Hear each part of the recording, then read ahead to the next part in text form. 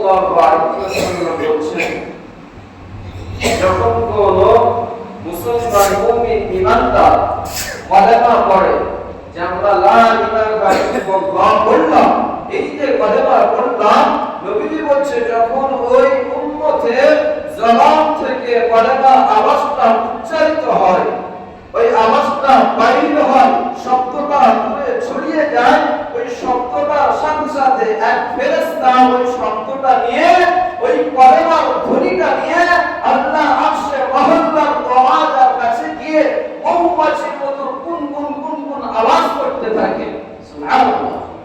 আর ওই ফেরেশতা মহান আল্লাহকে বলতে থাকে, ও রব্বুল আলামিন, গ্রামে ওই রাসূলজি মোল্লাপাড়ার মসজিদের মুসল্লিরা, ওই গ্রামের মানুষেরা আগে আগে গিয়ে জুম্মার দিনে বসে তোমার নামে জিকির করেছে, কলমা তেলাওয়াত করেছে, কলমা পড়েছে, এই কলমা নিয়ে খোদ আমি তোমার ফেরেশতা তোমার আরশে মহল্লার দরজার কাছে চলে এসেছি।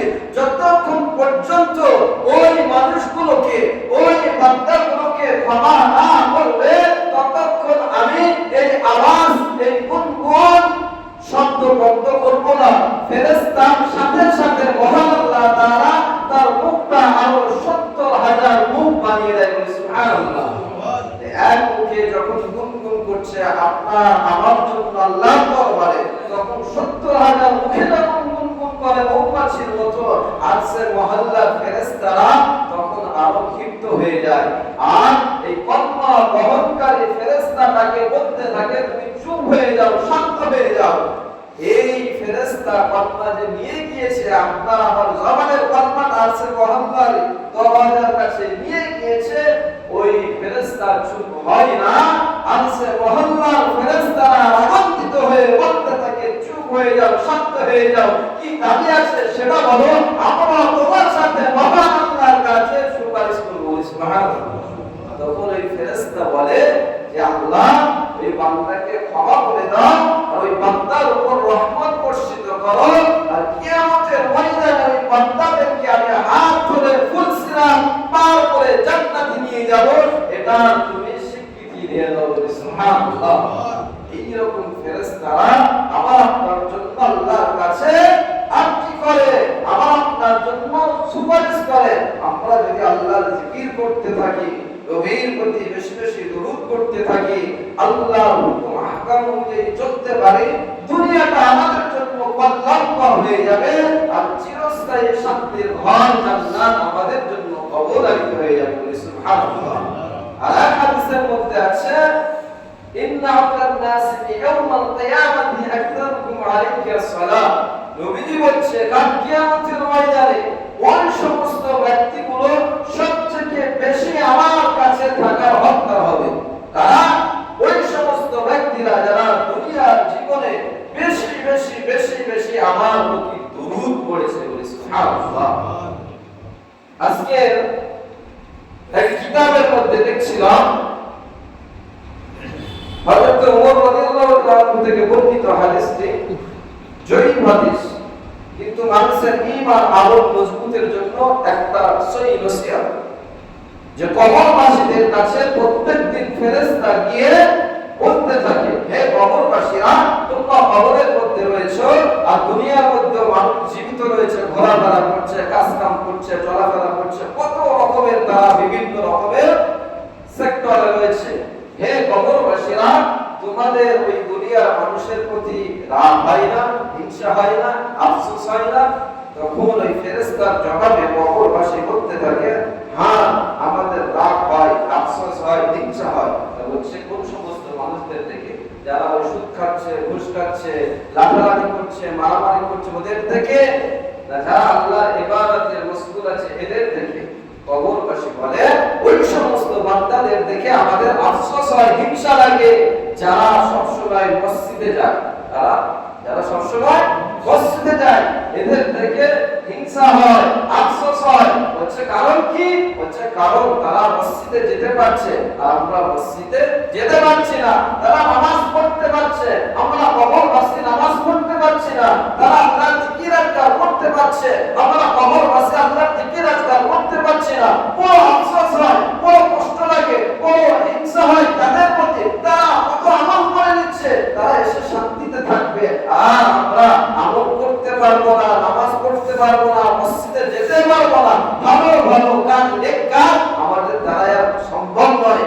যারা দুনিয়া ছেড়ে একবার কবরে চলে এসেছে কিয়ামত পর্যন্ত তারা কবর থেকে আবার দুনিয়াতে যেতে বলেন না, পারবে না।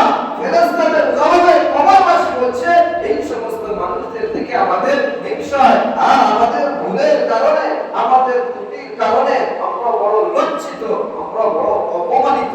কবরবাসী এই রকম ফেরেশতাদের জবাব দিচ্ছে। আর আমরা জীবিত আছি, আমরা আল্লাহর কাছে হাজার হাজার শুকর যে আল্লাহ আমাদেরকে জীবিত রেখেছে, সুস্থ রেখেছে, সবল রেখেছে, সমস্ত দিক দিয়ে আল্লাহর নিয়ামত আমরা ভোগ করছি।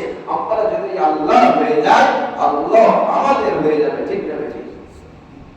আজ আমরা আল্লাহর পথ থেকে দূরে সরে যাচ্ছি। এটা মিটিংয়ে যদি ডাকা হয় লোকে জায়গা দেওয়া যাবে না। আল্লাহর জন্য মুয়াজ্জিন 5 ওয়াক্ত আযান দিচ্ছে, এই আযান আমাদের কানে যাচ্ছে, আমরা মসজিদে আসছি না। হাদিসের মধ্যে আছে যখন মুয়াজ্জিন আযান দেয় মাইকে, এই আযানের শব্দটা যত দূর পৌঁছে যায়, শব্দটা যত দূর পৌঁছে যায়, যত পশু পাখি কীট পতঙ্গ পুকুরের মাছ যা শুনে আযানের শব্দটা, মানুষ আর জিন ব্যতীত সবাই এই আল্লাহর ধ্বনি শোনার সাথে সাথে যে আল্লাহর ধ্বনিটা দেয় মুয়াজ্জিন তার জন্য দোয়া করতে থাকে, বলে সুবহানাল্লাহ। আর যারা এই আযান শুনে মসজিদের দিকে অগ্রসর হয় তাদের গুনাহ আল্লাহ তাআলা ক্ষমা করে দেয়, বলে সুবহানাল্লাহ। এক হাদিসের মধ্যে আছে রাসূলুল্লাহ সাল্লাল্লাহু আলাইহি ওয়াসাল্লাম বলেছেন, যে ব্যক্তি ওযু করে, নামাজের আগে ওযু করতে হয়, ওযুর ফরজ 4টি আমরা সকলেই জানি। নাম্বার 1 মুখমণ্ডল ধৌত করা, নাম্বার 2 দুই হাতের কুলি সহ ধৌত করা, নাম্বার 3 4 ভাগের 1 ভাগ মাথা মাসা করা, আর নাম্বার 4 দুই পায়ে তার পুরো কোট পর্যন্ত ধৌত করা সুন্দর করে। এই যে 4 ফরজ আমরা সকলেই জানি। তো নবীজি সাল্লাল্লাহু আলাইহি ওয়াসাল্লাম বলছে, যে ব্যক্তি ওযুটা সুন্দরভাবে আদায় করলো, ওই ওযুটা সুন্দরভাবে আদায় করার কারণে তার হাত যখন সে প্রথমেই ধুলো, মুখ ধুলো, পা ধুলো, যে সমস্ত অঙ্গ প্রত্যঙ্গ ওযুর সময় ধুইতে হয়, নবীজি বলছে এই ধোয়ার সময় তার শেষ ফোঁটার পানিগুলো যেমন টোপে টোপে পড়তে থাকে, তার জীবনের গুনাহগুলো ওযুর দরুন টোপে টোপে পড়তে থাকে। চিৎকার করে সুবহানাল্লাহ। আম্মা জানা আয়েশাকে বলছে, নবী সাল্লাল্লাহু আলাইহি ওয়াসাল্লাম বলছে কিয়ামতের ময়দানে সবথেকে বেশি আমার উম্মত জান্নাতে যাবে, কিয়ামতের ময়দানে সবথেকে আমার উম্মত বেশি হবে। আম্মা জানা আয়েশা বলছে, ইয়া রাসূলুল্লাহ হাবিবাল্লাহ, তাহলে আদম নবী থেকে নিয়ে আজ পর্যন্ত যত নবী এসেছেন, যত উম্মত এসেছেন, কিয়ামতের ময়দানে আপনি আপনার উম্মতগুলোকে কিভাবে চিনবেন, কিভাবে চিনবেন? নবী সাল্লাল্লাহু আলাইহি ওয়াসাল্লাম বলেছে, আমার উম্মতগুলো যখন ওযু বানায়, তাদের অঙ্গ প্রত্যঙ্গগুলো ধৌত করে, এই অঙ্গ প্রত্যঙ্গগুলো, এই হাত, এই কপাল, এই চেহারা, এই পা কিয়ামতের ময়দানে পূর্ণিমার চাঁদের মতো আলোয় আলোকিত হয়ে যাবে, বলে সুবহানাল্লাহ। ওযুর কত ফজিলত! কিয়ামতের ময়দানে আলোয় আলোকিত হয়ে যাবে। নবীজি মেসাজ দিচ্ছে, হ্যাঁ আমার বিবি, একদম কালো ঘোড়া, একদম কালো ঘোড়ার পাল, ওই ঘোড়ার মধ্য থেকে যদি কোনো ঘোড়ার মাথায় সাদা থাকে, ওই ঘোড়াটা চেনা সহজ না কঠিন? আরে বলেন, হয়তো 500টা মুরগির বাচ্চা আছে, সবটা সাদা, ওর ভিতরে যদি একটা কালো মুরগি থাকে, ওটা চেনা কঠিন হবে না সহজ হবে? সহজ হবে। নবীজি বলছে, এক পাল, একদম কালো ঘোড়ার ভিতরে যদি কোনো ঘোড়ার মাথায় সাদা থাকে, ওই ঘোড়াটা চেনা সহজ হবে না কঠিন হবে? আম্মা জানা আয়েশা হাসে আর বলে, ইয়া রাসূলুল্লাহ, ওই ঘোড়াটা চেনা সবথেকে সহজ হয়ে যাবে, বলে সুবহানাল্লাহ।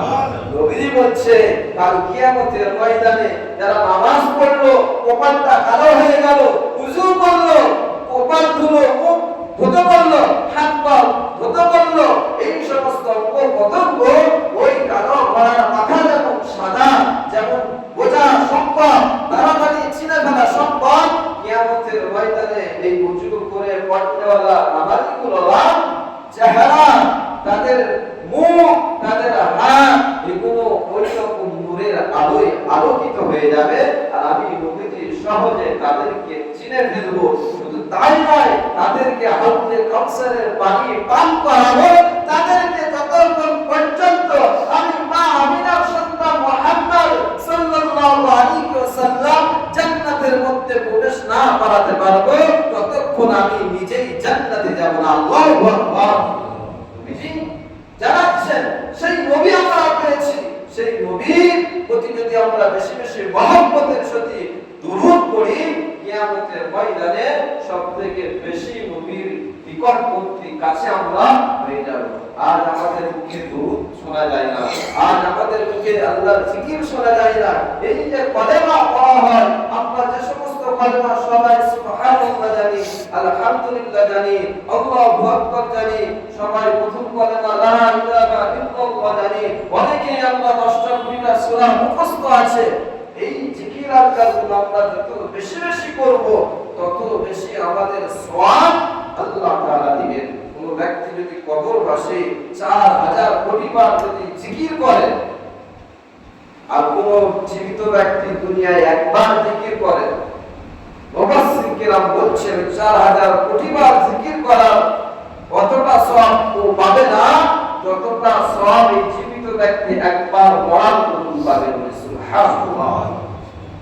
পৃথিবীর তামাম কিছুকে যদি এক পাল্লায় রাখা হয়, এই চন্দ্র সূর্য আকাশ পৃথিবী পাহাড় পর্বত সমস্ত কিছুকে যদি এক পাল্লায় রাখা হয়, আর আল্লাহর কালাম ছোট্ট শব্দ সুবহানাল্লাহ আলহামদুলিল্লাহ লা ইলাহা ইল্লাল্লাহ অপর পাল্লায় যদি রাখা হয়, নবীজি বলছে তামাম পৃথিবীর পাল্লাটা হালকা হয়ে যাবে আর আল্লাহর এই বাক্যের কালামের পাল্লাটা ভারী হয়ে যাবে। সুবহানাল্লাহ। এই যে আমরা কাজকর্ম করি, আমাদের দৈনন্দিন জীবনে আমরা বহু ব্যস্ততায় থাকি, আমাদের হাত আমাদের পা কাজের মধ্যে ব্যস্ত থাকবে আর আমাদের অন্তর জবান আল্লাহর জিকিরের মধ্যে ব্যস্ত থাকবে ইনশাআল্লাহ। নবী বলছে পৃথিবীতে দুই রকম মানুষ আছে, এক মানুষ হলো জীবিত আর এক মানুষ হলো মৃত। দুনিয়ার জমিনে দুই প্রকার মানুষ আছে, এক হলো জীবিত মানুষ আর এক হলো মৃত মানুষ। সাহাবায়ে জিজ্ঞাসা করছে, ইয়া রাসূলুল্লাহ, কারা জীবিত মানুষ আর কারা মৃত মানুষ, আমাদেরকে জানিয়ে দাও। নবী সাল্লাল্লাহু আলাইহি ওয়াসাল্লাম বলেন, যারা আল্লাহর জিকির করতে ওয়ালা হয় তারা জীবিত হয়, আর যারা আল্লাহর জিকির থেকে দূরে হয়, যারা আল্লাহর জিকির করে না, আল্লাহর স্মরণ করে না, তারা মৃত মানুষ হয়ে যায়। আল্লাহু আকবার। সেজন্য আমাদের সব সময় আল্লাহর জিকির করতে হবে, আমাদের বেশি বেশি আল্লাহ স্মরণ করতে হবে, আল্লাহর জিকির করতে হবে। যত বেশি আল্লাহর জিকির আমরা করব, আল্লাহর স্মরণ যত বেশি আমরা করব, আল্লাহর তত প্রিয় বান্দা আমরা হয়ে যাব। আমরা প্রিয় বান্দা হতে চাই তো ইনশাআল্লাহ। আল্লাহ রাব্বুল আলামিন আমাদের সকলকে আল্লাহর প্রিয় বান্দা বান্দি হওয়ার তৌফিক দিক বলি আল্লাহুম্মা আমিন। আল্লাহ রাসূল সাল্লাল্লাহু আলাইহি ওয়াসাল্লাম বলেছেন, লা ইয়ারহামুল্লাহ ওয়া লা ইয়ারহামুন নাস, আল্লাহ তাআলা ওই ব্যক্তির উপর দয়া করে না। কোন ব্যক্তির উপর? যে ব্যক্তি মানুষের প্রতি দয়া করে। নবী জানাচ্ছেন আমার উম্মতেরা, মানুষ যে মানুষ হয়ে মানুষের প্রতি দয়া করবে না, আল্লাহ তার প্রতি দয়া করবে না। সেই জন্য আমাদের করণীয় আমাদের বিবি বাচ্চা সকলের প্রতি দয়া করা, নিজের স্ত্রী বাচ্চা সকলের উপর দয়া করা। আমরা যে কাজ কাম করি, আমাদের চলাফেরা, সমস্ত মানুষের সাথে আমাদের ওঠা বসা হয়, সবাই সবার প্রতি যখন দয়া করবে, কোন মুমিন যদি কোন মুমিনকে সাহায্য করে, ওই সাহায্যকারীর ব্যক্তির আল্লাহ তাআলা সাহায্য করে। সুবহানাল্লাহ। কোন মানুষ যদি কোন মানুষের কষ্টকে আসান করে দেওয়ার জন্য, কোন মানুষ কোন মানুষের কষ্টকে সহজ করে দেওয়ার জন্য ব্যস্ত থাকে, আল্লাহ বলছে ওই ব্যক্তির কষ্ট আমি সহজ করে দেওয়ার জন্য ব্যস্ত থাকি। সুবহানাল্লাহ। সেই জন্য আমরা মানুষের প্রতি দয়া করব। আর সুখ শান্তি উঠে যাচ্ছে, আর মানুষের ভিতরে অহংকার, দাম্ভিকতা, লোভ লালসা ভরপুর হয়ে যাচ্ছে, শুধু আমার আমার হচ্ছে। অনেক মুরব্বী বলে, বেটা ভুলে যাচ্ছ আমার আমার, এমন একটা সময় হবে সব হবে সরকারি খামার, আর তুমি রবে ওই কবরে কিছুই দেখতে পাবে না। মানে মুরব্বীর মুখ থেকে শোনা বয়োজ্যেষ্ঠ লোক, শুধু আমার আমার করে যাচ্ছ, শেষ মেশে সব থাকবে কি খামার? আরে বলেন না, সরকারি খামার। তো যাই হোক, আমরা একে অপরের প্রতি যখন দয়া করব, একে অপরের প্রতি যখন ইহসান করব, তখন আল্লাহর খাস রহমত আমাদের উপর বর্ষিত হবে। আমরা মুসলমান, এক মুসলমান যখন অপর মুসলমানের সহযোগিতা করবে, তখন আল্লাহ তাআলা এই মুসলমানের ডাইরেক্ট সহযোগিতা করবে। বলি সুবহানাল্লাহ। আজ আমাদের ভিতরে ভালোবাসা উঠে যাচ্ছে, একে অপরের প্রতি যে ভালোবাসা, দয়া, ইহসান, এটা উঠে যাচ্ছে। কবিরা যাচ্ছে লা ইয়ারহামুল্লাহ মান লা ইয়ারহামুন নাস। যে ব্যক্তি মানুষের প্রতি দয়া করবে না, সে অন্য ধর্মের হোক, অন্য জাতের হোক, এমনকি পশু পাখি, তাদের প্রতিও দয়া করতে হবে। আমরা যদি দয়া তার থেকে দূরে সরে যাই, মানুষের প্রতি যদি দয়া না দেখাও, তাহলে আল্লাহর দয়া আমরা পাবো না। এইবারে চিন্তা করে দেখেন, যদি আল্লাহর দয়া না পাই, তাহলে আল্লাহর জান্নাত পাবো? কোশ্চিন কালে পাবো না। তাহলে আল্লাহর দয়া পেতে হলে সকলের প্রতি কি করতে হবে? আরে বলেন না, দয়া করতে হবে। এক মহিলা, বুখারী শরীফের হাদিস, এক মহিলা একটা বিরাট ছানাকে বেঁধে রেখে দিয়েছে। মহিলা নামাজ, ফরজ, মুত্তাকি, রোজা ফরজ সব রাখে। তো নবীজির কাছে জিজ্ঞেস করছে, ইয়া রাসূলুল্লাহ, মহিলাটা একটা বিড়ালকে বেঁধে রেখে দিয়েছে, তাকে খানা পিনা যায়নি, ছেড়েও যায়নি, যাতে বিড়ালটা চতুর্দিকে ঘুরে তার গুনাহি পালন করবে। সে সুযোগও দেয়নি, মহিলাটা তাকে বেঁধে রেখে দিয়েছিল। এর ফলাফল কি হবে? নবীজি বলছে, ওই মহিলাটা জাহান্নামী হবে। নাউযুবিল্লাহ। এই মহিলা জাহান্নামে, একটা বিড়ালকে কষ্ট দিয়েছে, বেঁধে রেখে দিয়েছে। সে ভালোই নামাজি, ভালোই রোজাদার, ভালোই মহিলা, কিন্তু এই বিড়ালটাকে কষ্ট দিয়ে যন্ত্রণার সাথে মৃত্যু দেওয়ার কারণে, মেরে ফেলে দেওয়ার কারণে ওই মহিলা জাহান্নামী হয়ে যাবে।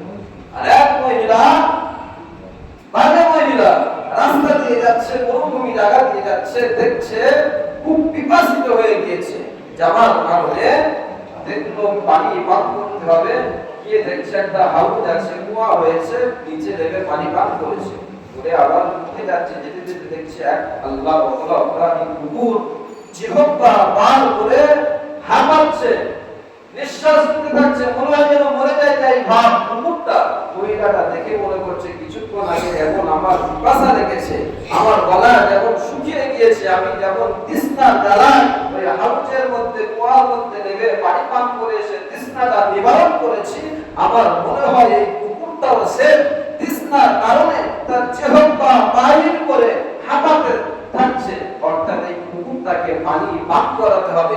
এও আল্লাহর সৃষ্টি, এও অবলা প্রাণী, কথা বলতে পারে না, একেও আল্লাহ তাআলা সৃষ্টি করেছে। অর্থাৎ মহিলাটা সেই হাউজের মধ্যে, কুয়ার মধ্যে নেমে নিজের চামড়ার মোজা খুলে তার মধ্যে পানি তুলে ওই কুকুরটাকে খাইয়েছে।